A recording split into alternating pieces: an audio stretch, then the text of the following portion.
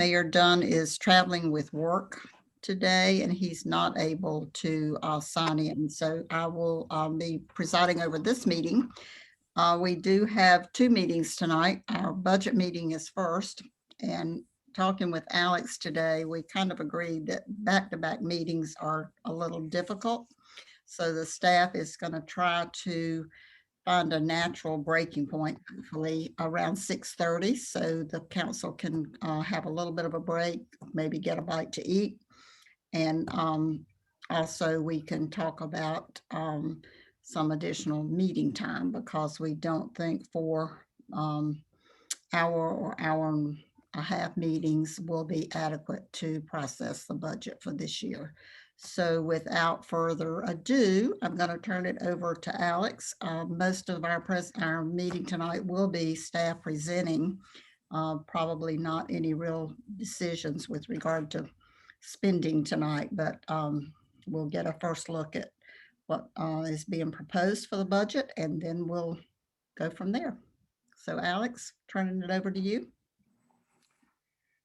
Thank you, Mayor Pro Tem Paxton. Great introduction. So about 6:30, we'll try to get to a stopping point then, so we can maybe try to pick a date that works, or a couple dates that work for everyone. So stay tuned. And with that being said, I think with limited time, the best approach is just to jump right into it. So Ms. Gross, can I turn it over to you?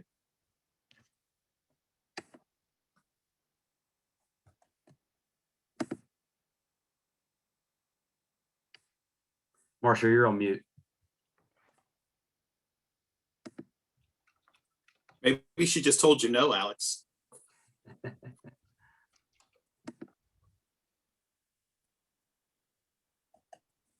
See, Marcia, it looks like you're still muted. Can you hear me now? Perfect. Thank you. Okay, so I have my phone on, and I didn't realize that I actually have to unmute me on there, both places, so for you not to hear. So at any rate, we can get started. I assume you can see the PowerPoint presentation? Yes, ma'am. Okay, good deal. All right, so with that said, let's get started. This year's been particularly a challenge. We have not a challenge, but a year that is going to have a lot of changes in it. As you all know, there's a lot of things that have affected our revenue this year, but I wanted to jump in here and kind of give you a big overview really quickly.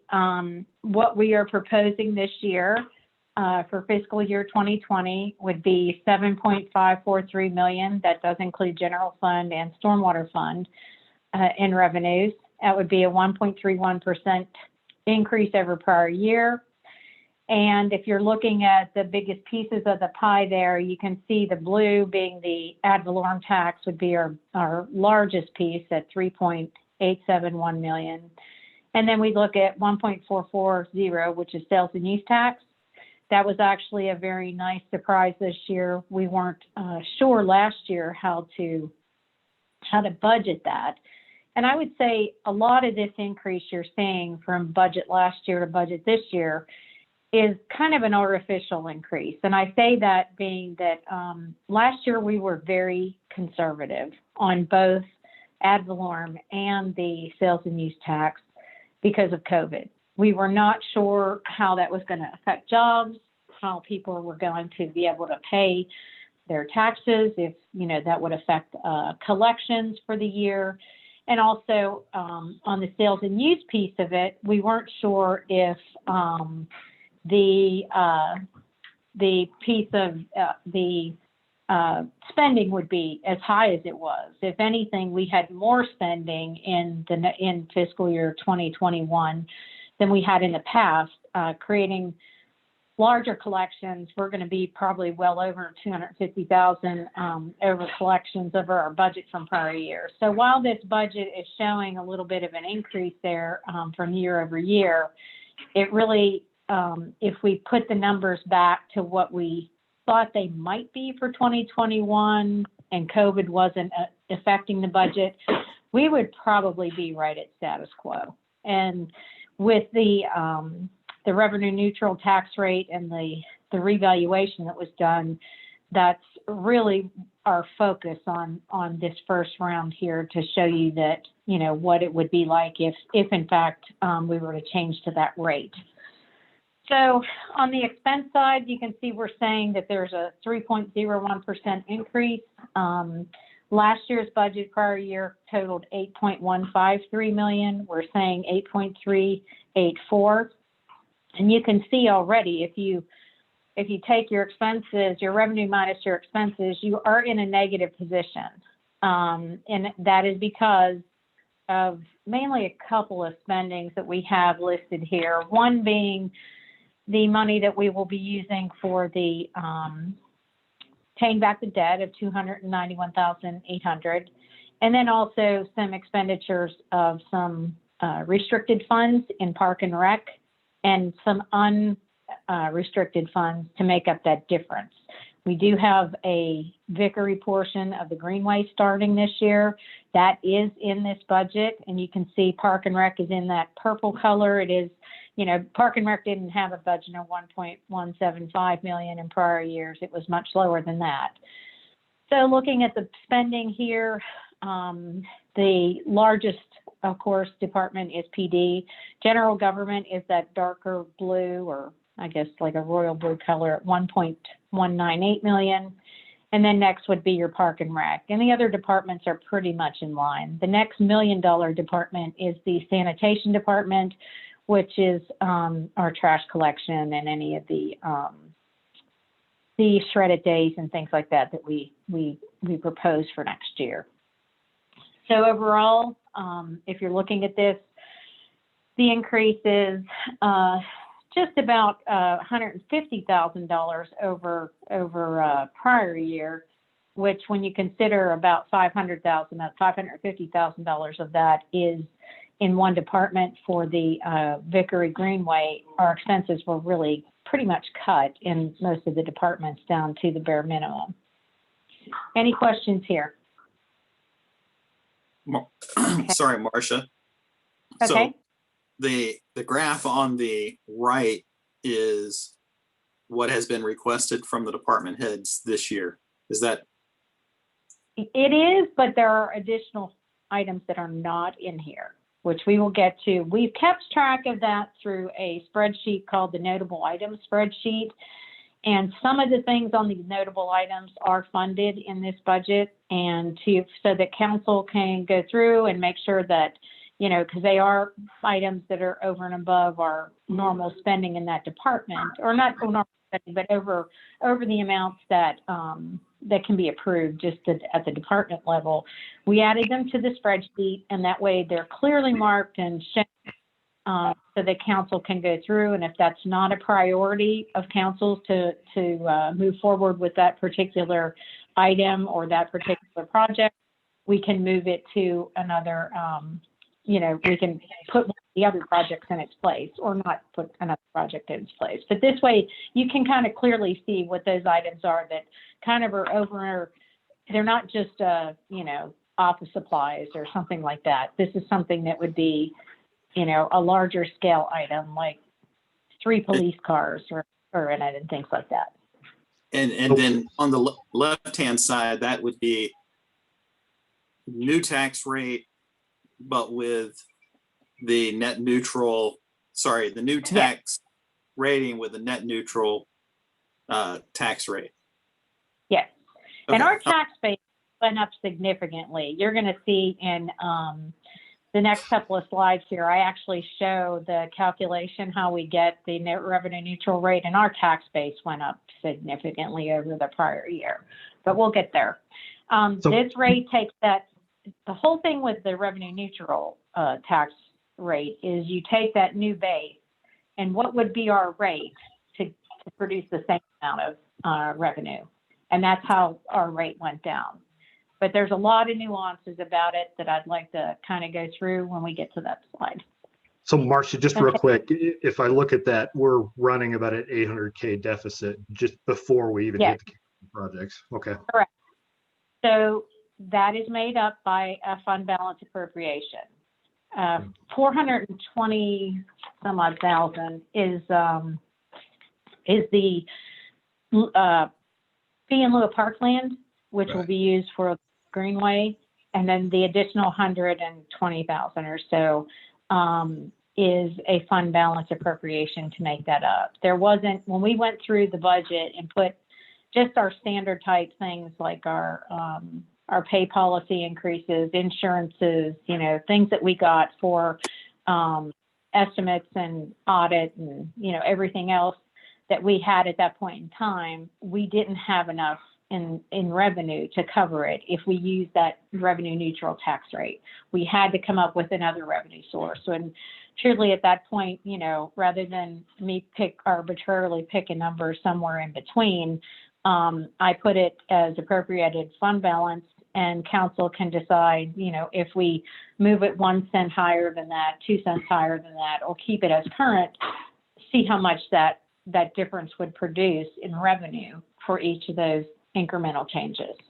So we're starting at base. We are starting at revenue neutral rate, which And for Marcia, I'm sorry, Marcia, this is Brad. Thank you. I know this is a lot on the first slide, but it does help us level set where we're headed. But if I understand, there's the 840 or 839, whatever it is, difference between those two slides. The revenue does not include the fee in lieu of 400 and something that's already in the bank reserved. And it doesn't include the 190-ish or whatever it was number used to true it up from fund balance. But what's the other portion? Is it debt? The debt payment. It's 291,800, which is our debt payment that we pay March 1st on the yes. So those are the three pieces that make up the difference here so far. That's what I have in the budget for appropriations. Okay. And it becomes clearer as we go on. There's a lot of information here. Okay, so giving you a few more items here. Revenue, I wanted to do, this is overview, but this is more assumptions, and it's really a kind of summarizing what I said already. The major change in our values for the town as far as tax revenue goes, ad valorem did go up a little bit, but it was mainly because of the increase in the tax values, which went up 31% from what they were last year. That's our tax base, went up 31%. So it's a huge increase. I mean, it's big.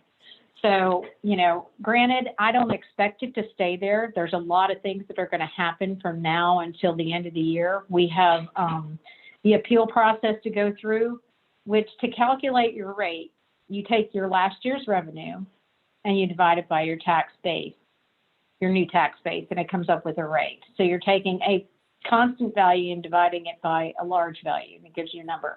If we decrease that value, which would happen with those appeals, it's going to automatically increase that revenue neutral rate. So it's kind of a thing that really needs to be weighed in. By the time this year is over, and the council will be asked to set that rate before we know what those appeal values are going to be. So this is something to keep in the back of your mind. If we go with that lowest rate, we're probably not going to even get that amount of money in that fiscal year because of the reductions that we are going to take on the appeal process. Does that make sense? And roughly what percentage do we normally see appeals? I mean, I would expect that that's rather small. Like,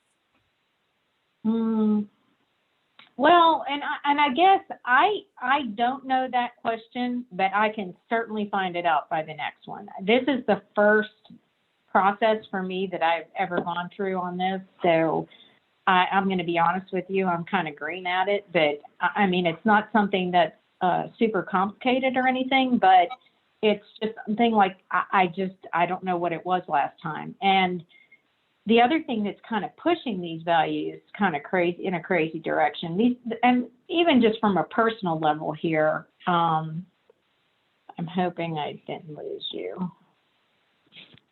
Can you hear me? yes. Okay. I don't know that you can see me because my computer's saying it's connecting. But from a personal level, I know that the rate that I received on my home, I could sell it for much more than what the tax rate came through.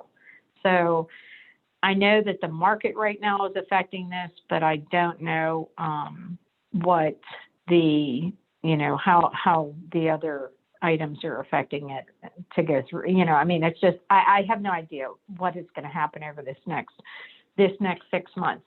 But I will definitely put that on my questions here. And I will call the tax office in Monroe and see if I can't get an answer from his name is Van Harrell. He actually came to one of our meetings and talked about our tax base. And I'd imagine you can't see the budget overview any longer. We cannot, Marcia, but are you going to talk about how that neutral tax rate is determined, or is Alex going to talk about that? Because it's more complicated than just dividing, like what you said earlier. Yes, and then you adjust it for growth. Let me see. Hey, Marcia, I can- if you're having trouble pulling it up, I can pull it up on my computer, and you can just tell me. That would be great, Alex, because it's not letting me do it.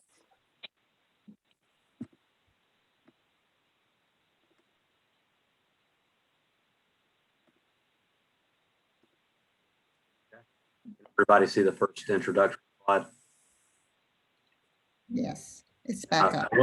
I will mention as well, when we were looking at this, budget that's being presented to you is generally balanced from an operational perspective. The reason for the cost difference here that you're seeing is the payment of the principal and the debt, which was the strategy that the town has used, as well as the cost to use reserve funds and left funds from last year on the. Alex, you're kind of fading in and out. I'm not sure what's going on with your microphone. Can you hear me now? Yes, that's loud and Okay. clear. All right, what I was saying, and just in passing, is the budget that's being presented to the board is generally operationally balanced. The reason for the cost difference that you're seeing here is the strategy of using fund balance to pay for the principal of the debt service, as well as the cost to construct the Vickery leg of the Greenway, which is one of the county priorities. So that's the reason generally for the cost difference. Marcia, let me know. Okay. You're on slide 3, correct? Budget overview? Correct. Yes. Because I still can't see your screen. I can see my screen, but I can't see yours. So let's connect to the revenue neutral rate. Like I said, we're using the revenue neutral rate, and we'll see how council wants to move on that rate. And I'll show you some different scenarios of that. Then we have the ad valorem increase. It was 6.7% over fiscal 21. And here, where I was talking about on the first page, the 2021 budget was very conservative, and it was related to the possible COVID impacts to those collections. So if we look dollar for dollar, it really hasn't changed that much. It's pretty much status quo. The sales and use tax, it went up 15% from fiscal year 2021. Same reasoning. We had about 1.2 in collections the prior year. We budgeted well below that. And so if you're looking at it from this year to last year, the sales and use tax, we are putting in our collections for fiscal year 2021. We feel like they are going to continue. Actually, NCDOR said that we should project 2.5% over collections for 2021. But there's a little sticky piece to this as well. The other part of this sales and use tax, counties are allocated their sales and use tax based on their tax levies. If we reduce our tax levy and other counties do not, it will negatively affect our sales and use. We will get less of a proportionate share if we go to that lowest tax rate, and other towns and municipalities within in our county here do not. But that's kind of to keep in the back of your mind as we go through this. Motor vehicle tax, it's a decrease of 15%, and that's mainly because we're using that new tax rate that I was talking about, the lower rate. And our motor vehicle tax, the base hasn't changed that much from year to year. But you have to consider that for doing your revenue neutral tax rate calculation, you have to use everything you would be adding. All of your taxable items, personal property, whatnot, have to go in that calculation that use that rate to produce the same amount of revenue. So it would go down, our motor vehicle would. Next is PAL bill. We've been putting $400,000 in for the past 2 years. We had collected that amount. I'm not sure exactly why it decreased over the couple of years, but it's always been teetering on that 380, 395, 398. So what we did this year, rather than having it trying to over budget on the revenue side, we put the expense and the revenue in as a decrease. I believe it's 390,100. Pretty sure that's the number, the magic number. 388,700. Sorry, that's PAL bill. Stormwater revenue.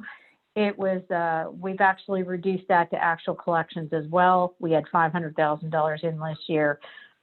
We dropped it down to 490,100. And stormwater revenue will not be impacted by the revenue neutral tax rate because we charge a fixed amount per household. So it's not, or, depending on if it's commercial, there's a calculation.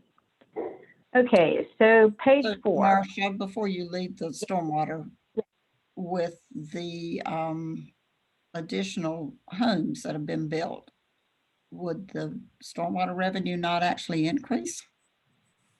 It would. It is a per house rate? There is a slight increase to that over the collections for this year, but I didn't want it to grow in the same, in a rate that was going to put us, we haven't hit that year to date. This year's projections, when we get to stormwater, I can tell you what that's going to be. Our projections for this year are actually at 479,000. So there is a slight increase in that. And at $42 a household, that takes a lot to get, $10,000. Any other questions? Okay. The next slide, slide 4, continuing with budget overview. This is the expense side of it. Overall, an increase from prior year of 3.01%. The salaries and wages, in accordance with our pay policy, what's included in this budget is a 1.4% CPI pay step of 2% and a 1% bonus. And that's been, the CPI changes each year. Last year it was like 2.3. So this year it went down quite a bit. Insurance rates, we got some good news. If we stay with the league, there is no increase in the health benefit, dental, vision, no increase. Last year there were increases in both of those, but this year they're keeping it the same. AD&D, accidental death and dismemberment, life insurance, STD, that's kind of bundled together in a per person, per employee cost. It went up $2.20 a month per employee. Liability and property insurance, that one's still pending. We put in a 10% increase for this budget. Oops. And let's see, stormwater, we decreased the expenses to 2021 actuals.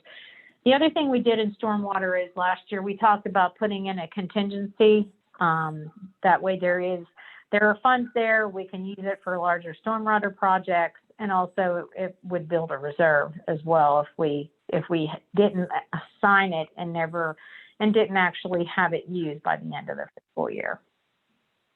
Any questions on expenses here? Next slide, slide 5. The capital budgets and debt service. New construction on Potter Road, Pleasant Plains, we have that as pending. I know that you got a memo, and we're going through some of that, I believe, at this evening's council meeting.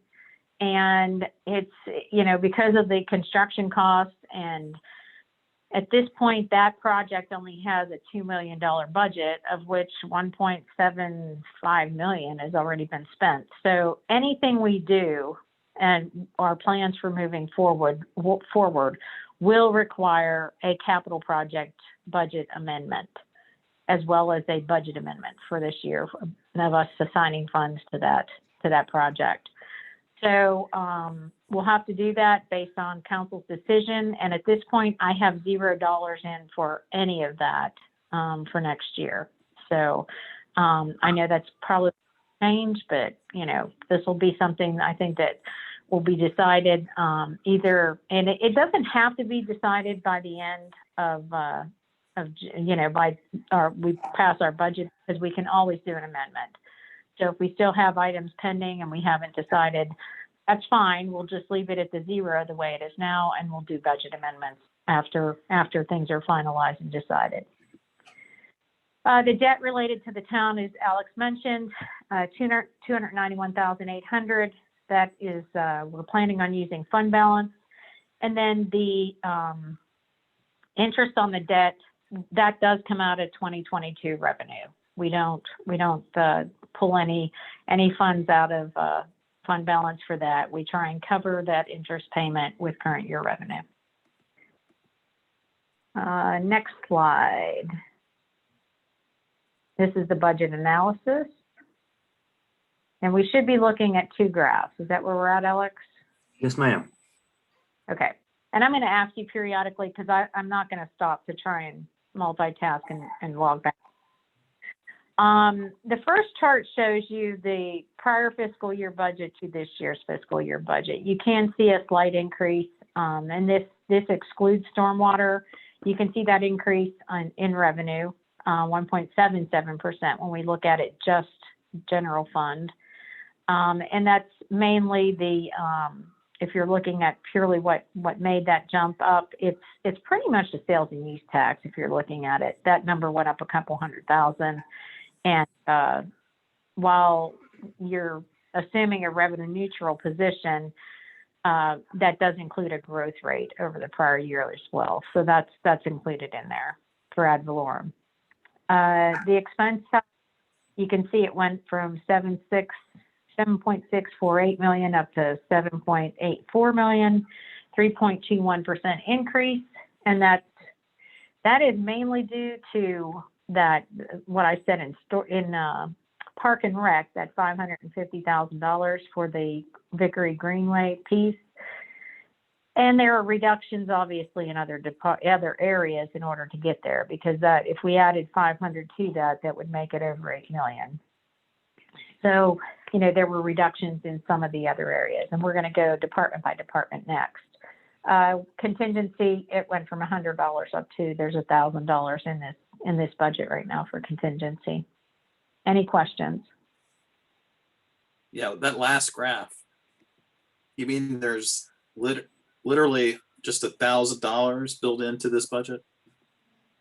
Yep. Okay. All right. Mm-hmm. Next slide, Alex, page 8. This goes department by department. You can see we have reductions in general government, transportation, Powell bill, public works, and debt service. Debt service mainly, that's an easy one to explain. We just paid $291,000 in principal, so our interest payments will be less. That's what that represents. General government, the reduction is mainly the capital expenditures related to the second floor renovations. We did have a budget amendment this year to make those payments on that in this fiscal year. They carried over. So that's where that reduction.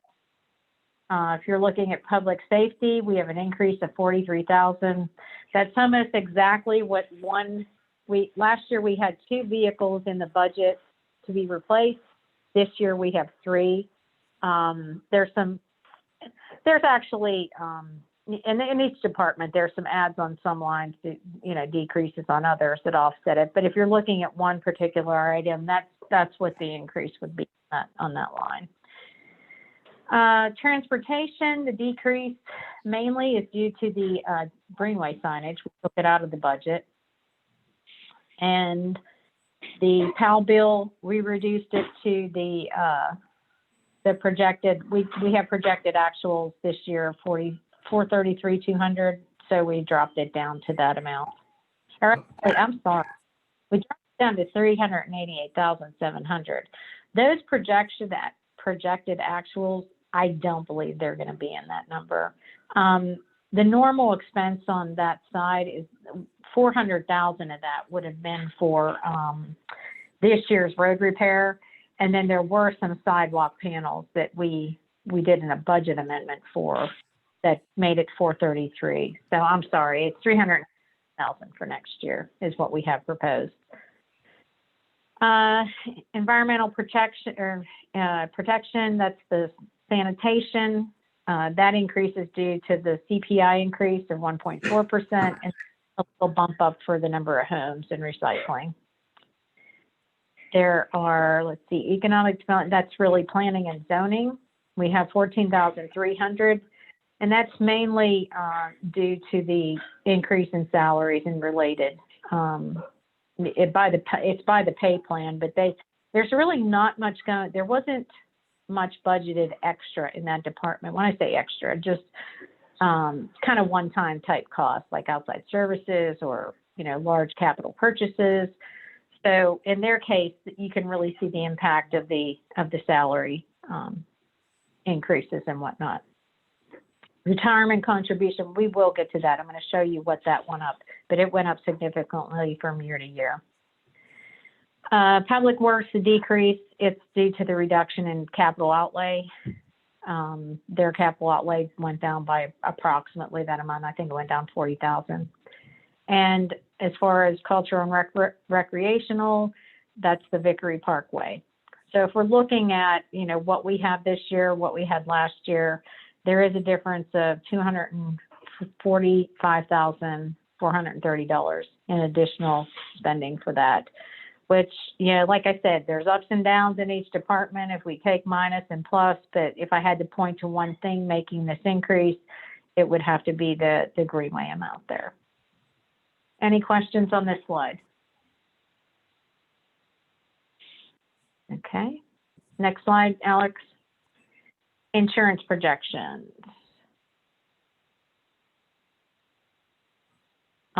Yes, insurance projections. We have health insurance, and there's really no change. There's no change in the budget.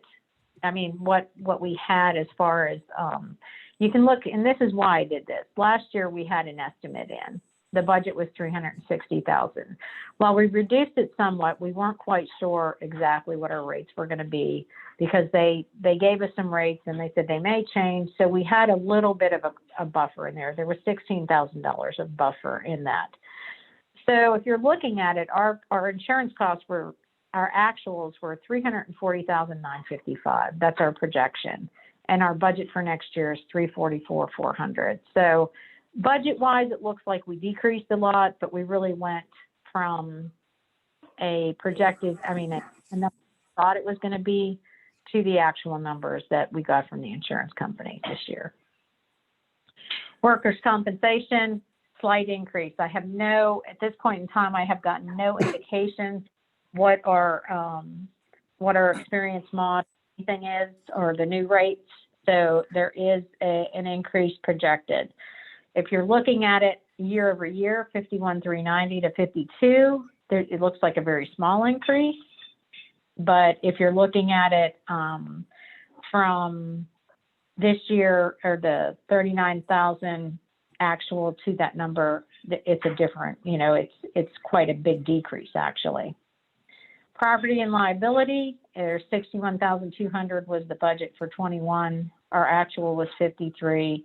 We're going up on that one to 64.2. We're doing some things in-house. We added a lot of, some equipment here. We're doing an inventory of the offices to make sure we're covered in all those areas. Should we have a fire or something, that we actually have a good estimate on the property that we have. That being the case, we did increase it slightly, almost a 5% increase. Any questions? Hey, Marcia, is the Yes. health insurance and workers' comp, is that a per person? So if we stay the same staff-wise, I mean, these numbers stay the same, but with grow staff, does these numbers go up in relation to that growth of staff? If we have growth in the budget, we've accounted for these costs. Does that make sense? If we put an additional employee in there, I added their insurance costs as well. Okay. And the okay, only place that there was a little, there's not even growth. Right now, there were 2 empty positions when I made the template for PD. So they were in the process of rehiring.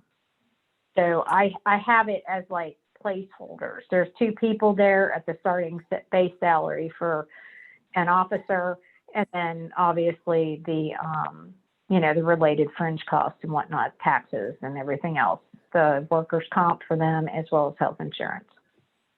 But if we have an open position, say for 6 months throughout the year that you've budgeted for, we're not paying those fees for that 6 months, correct? Correct. Yes, Right. correct. That would be a savings. Okay.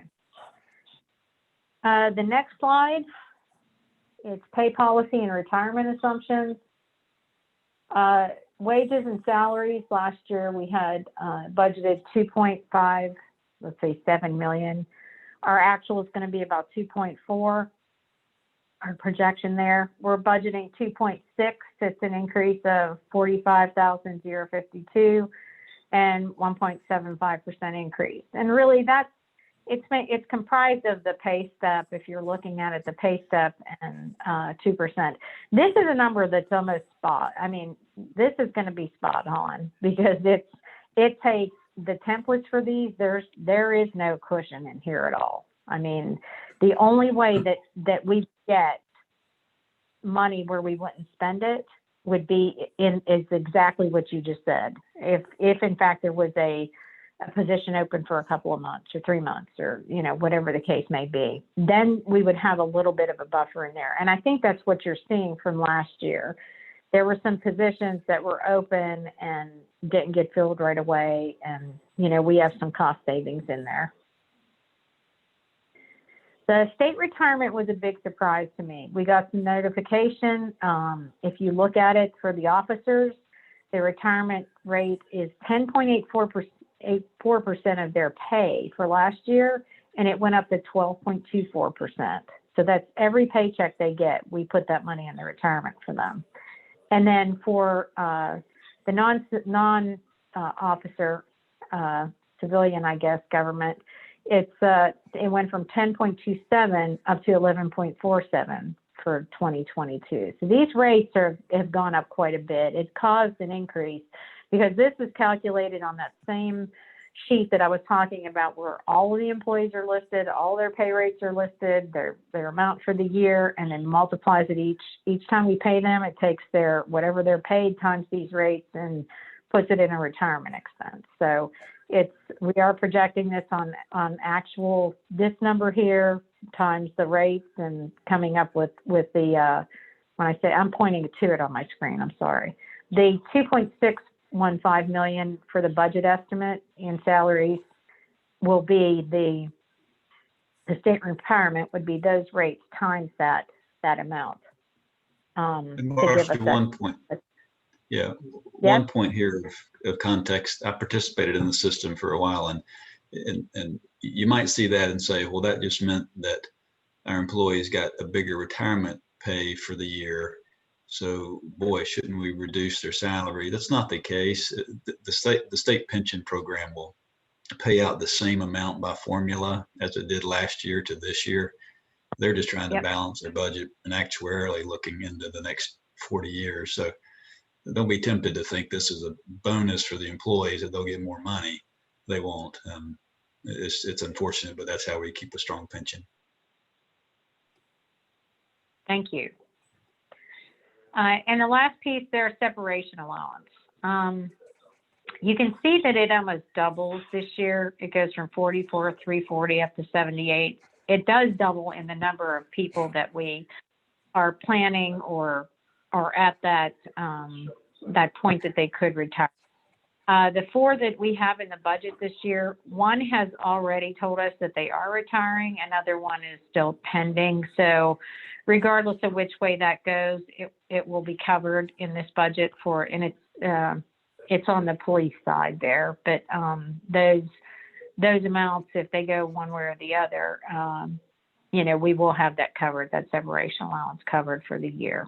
Now, if more than that go, which there are others, there's another one that could be in that mix. And if they do change, we can look at the budget for the year and see if we need to do a budget amendment in order to keep the department under budget for the year. Because while we do have line item budgets, we can move it from one line item to another in the budget as long as the total doesn't go over.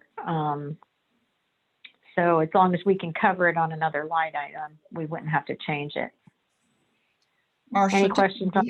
didn't we have at least one or maybe 2 who aged out of that separation allowance in the last year or so? There was one, yes. Just one, okay. Yep, we had 2. Then there was one that left this year and another one that is leaving, I believe, in September. And then the other one could leave in October, November. So that would be the 4. Any additional questions? Okay. So the next slide, we're going to talk about revenue. The revenue slides are more focused on the effects of the property revaluation. And if you could hold on for 1 second, I don't know if you can hear the background noise here, but it's pretty loud for me. So let me turn that television off. Hang on a second.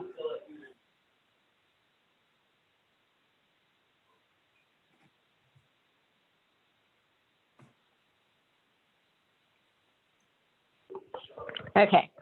My husband didn't realize that I could hear it. I'm like, it's very loud. All right. So let's see, the 2021 property tax valuation. North Carolina law requires, and we went over some of these items in a prior meeting, but I just wanted to review just for anyone who might be listening and wasn't at that meeting, and understand how the property tax revaluation affects us. So North Carolina law requires us to do it once every 8 years. Union County does it every 4 to 7. And the last revaluation was done in 2015 and was effective 2016 in Union County. The most recent one was done, the 2021 was done, and it's actually effective January 1st, 2021, but the 2021 number actually is the tax levy that will be fiscal 21, 22. We'll be collecting those taxes for that fiscal year 22 base. So the primary focus of this really is to make sure that the assessments reflect market value at the time of revaluation and that it's fair and equitable for all of our citizens. Next slide, slide 13. The requirements for the town. The town is required, the taxing unit is required to calculate a revenue neutral tax rate in its annual operating budget after the reappraisal year. So that is this fiscal year.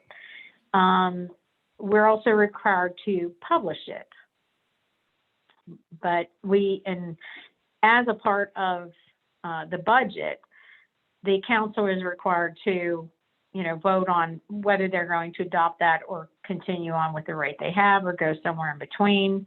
But that's, that will be decided over these next meetings. If adopted, the tax rate, the revenue neutral rate for the taxing unit, it's revenue neutral for the taxing unit as a whole. Individuals' bills will probably still go up, even if we went to the revenue neutral rate. The reason being, the revenue neutral aspect refers only to the town being revenue neutral in all of its billings to all, the tax levies, not necessarily to the tax burden on the citizens. So most citizens will probably see an increase regardless, because if their tax base went up, which it probably did. Let's see. Let's go to the next slide. Slide 14. The revenue tax rate is calculated in the following manner. It's based on the January 1, 2020 revaluation tax base. We have to determine what rate times that new tax base would give us the same amount of revenue we had as in fiscal year 2021. The other thing that we do is we increase that rate by an average growth of the tax base since the last general reappraisal. Now, even though Union County, and this is the last note, because Stallings has property in both Union County and Mecklenburg County, and Mecklenburg County performed a revaluation in 2019, the only year that we look at for growth is the growth from 19 to 20, which was 1.4%. And we can look at that at the next slide, I believe it is. Yes. If you go one more slide, I'll show you what I'm talking about. But the big thing on slide 14 to know is we're not going back all the way to the last revaluation for Union County. We have to go back to the one from 19 for Mecklenburg County because we have properties in both jurisdictions. And it doesn't matter how much is in which. If you have one property that's in there, you still have to do it in that manner. So the next slide shows you that our 1920 assessed value was 1,903,000. I'm reading backwards here. 1,903,125,000. And we jumped up to 1,929,000,000 in 2021. And then our new rate, and this includes, that assessed value includes commercial property, real property, personal property, motor vehicles, anything that we apply that tax rate to. And that's what's included in that piece. That includes Mecklenburg and Union County. So it's 2,531,608,022. So it's quite it's a very large increase. It's over like $600 million. And if we look at that on the right side under the tax levy screen, our current tax rate in 2021 was 0.215. The growth from 20 to 21 was 1.4% growth. You look at the adjusted tax levy, and that's what the growth rate is. Okay, so the levy tax went from 4,091,000 to 4,149,000. So in the calculation, you have to get for your tax levy based on your new assessed value of $2,531,000. You have to get the revenue equal to the prior year. So what you do in this case is you take the 4,149,121, you divide it by your adjusted assessed value, which we didn't have any adjustments in those years. It's 2,531,000, and you get the the rate of 0.164. Then you adjust that rate by the 1.4% growth, and you get 0.166 as your revenue neutral rate. And just taking that number and multiplying it out by your new tax base, your tax levy then becomes, it's 4,149,000 up to 4,207,000. So just based on, our growth and what the revenue neutral rate did, we went up about, $58,000, I guess it is. from one year to the next, based on even with the revenue neutral rate. They do let you grow your average growth rate as well. Any questions here?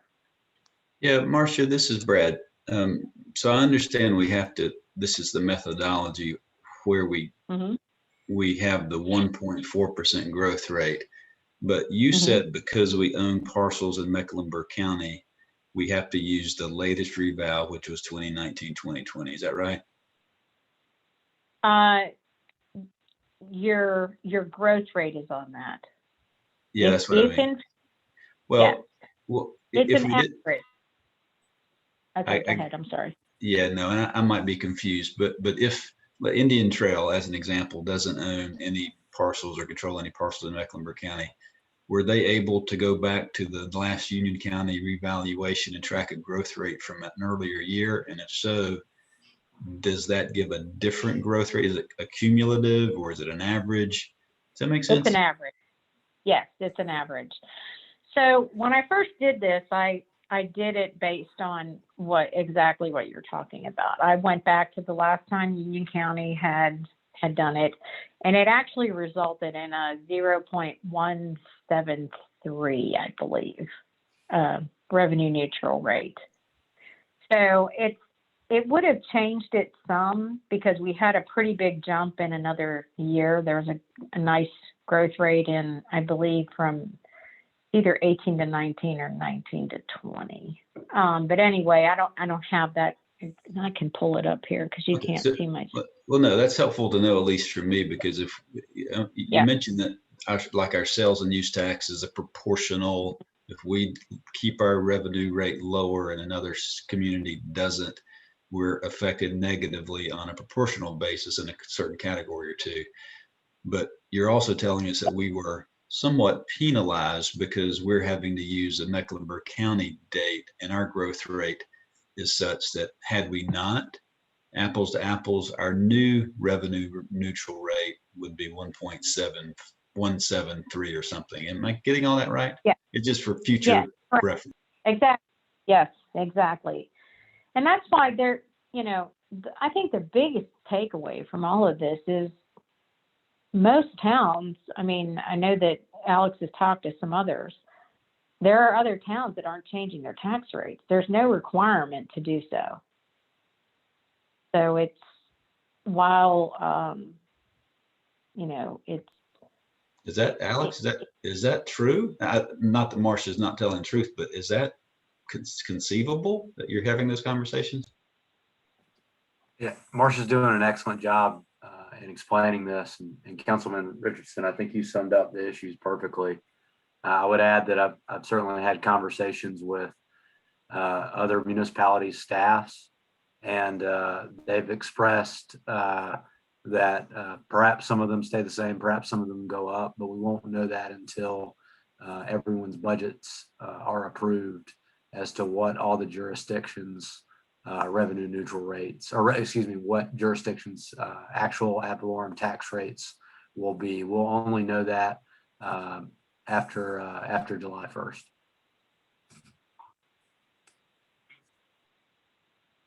Historically, though, Alex, I think almost every revaluation has resulted in a reduction in tax rates for the municipalities.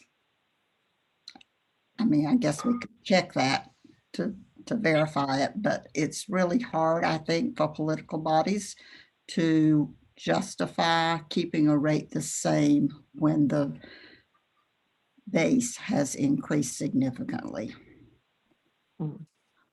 Absolutely, and if I stated anything other than that, I apologize for misspeaking. Mm-hmm.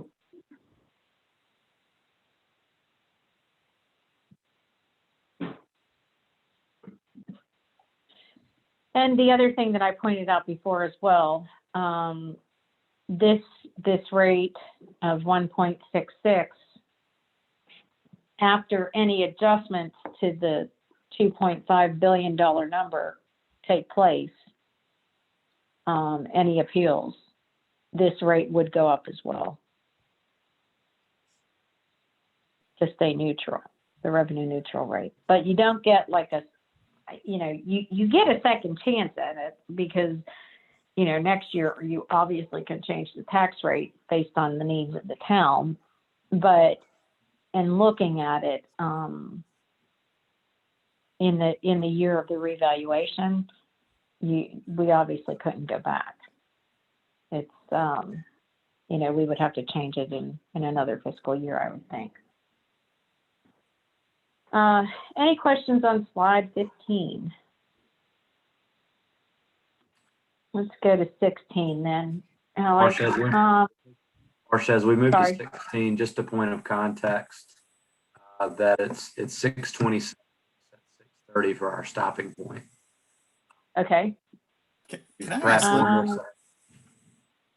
can I ask, Lynn- We are, I thought we were gonna see if there was a natural endpoint around that particular time. I'm not sure that we want to just stop because it's 6:30. So Great.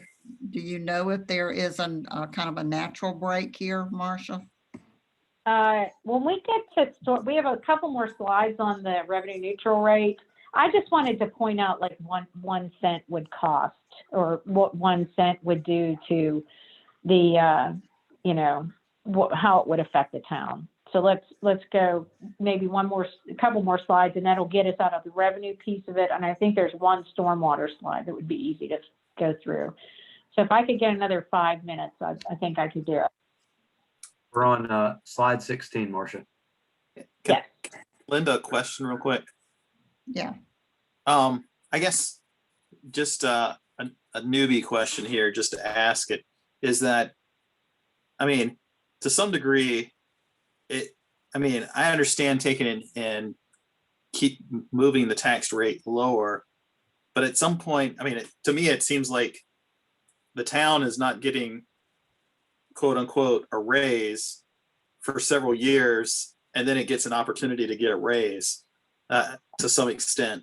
So it seems like over time, if we're actually losing money to, or deevaluating our base fund, if you will, because we reduce the tax rate, but everything else is going up. Does that make sense? I'm probably asking the pretty bad question here, but it seems like we go for, let's just say 5 years, we're staying roughly at the same rate of revenue, while everything else is increasing as far as our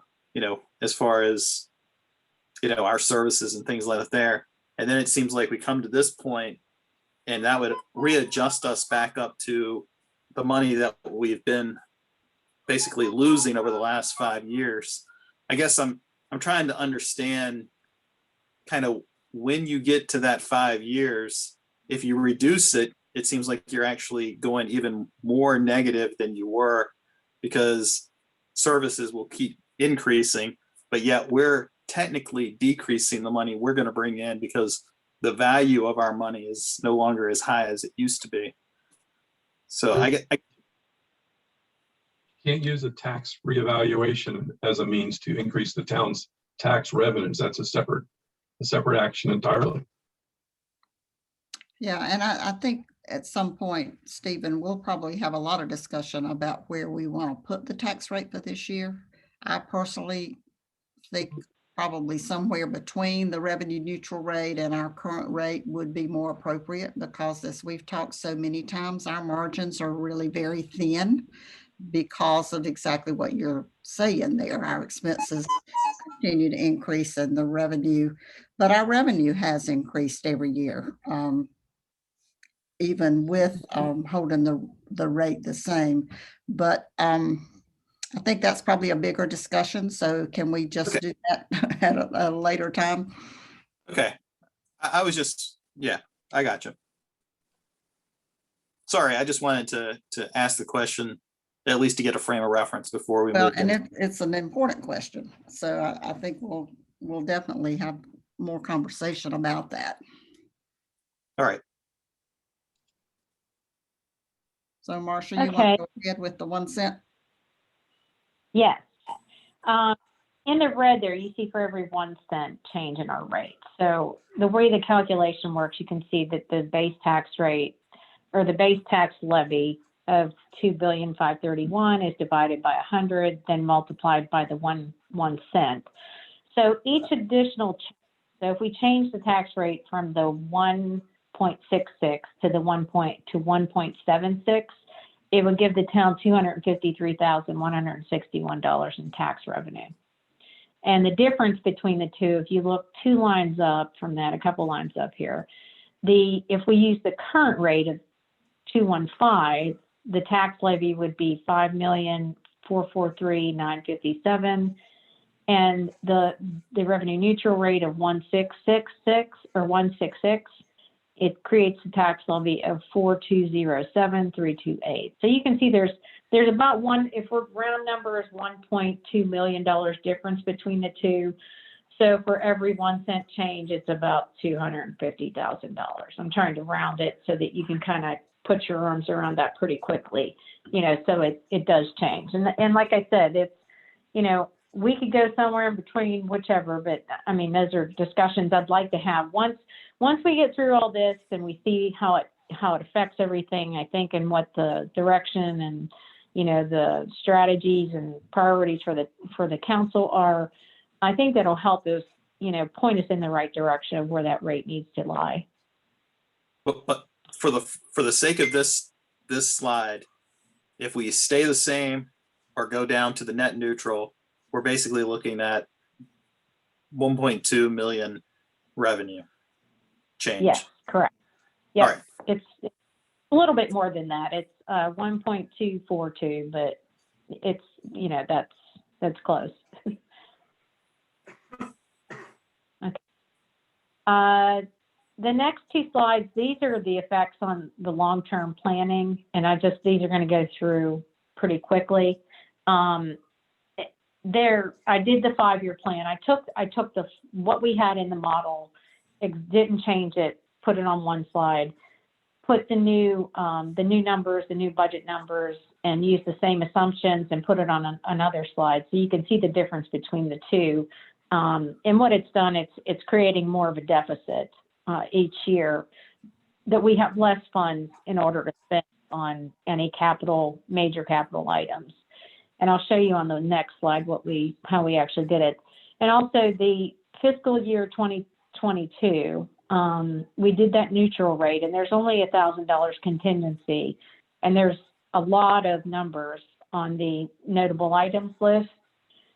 There's 2.1 million on that list, but there's 1,440,000 of them that are not funded. So if we decide to move forward with some of the others, we're looking at fund balance appropriations or changes to the tax rate, the revenue neutral rate.